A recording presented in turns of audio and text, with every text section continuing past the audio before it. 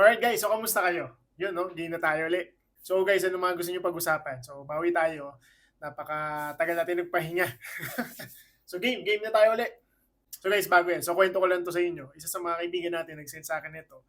So Mex user din kasi tayo for how many years na din. Way back 2 years ago guys, 'di ba nabanggit ko sa inyo dun sa last video natin, nung active pa tayo sa trading.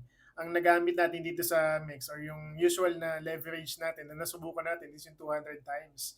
So ngayon pala meron na tayong 500 times ng leverage 'no, grabe. Guys, so just to check lang, ito meron nga talaga, grabe 'no. Sino kayang malulupit at malalakas sa loob na gumagamit nito?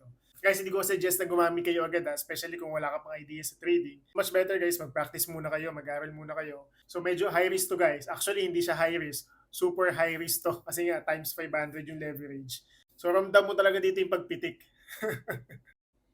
Malupit talaga to si Mex, you know? So kung gusto niyo talaga ng trail guys, when it comes to trading, kung medyo sanay na kayo dyan, I suggest Mex talaga ang gamitin nyo. Kasi kung medyo na naboboringan kayo doon sa mga 100x leverage lang, so ito, 200 tapos 500 times. So mas matindi dito. O guys, alam niyo na ha, kung wala pa kayong Mex, punta na kayo dito sa bahay natin, click niyo yung link. Guys, mag-create na kayo ng account nyo dito kung wala pa ha. Madami silang giveaways this coming May. So let's go. Comment nyo sa baba yung mga gusto nyo pag-usapan natin topic. Game na tayo ulit.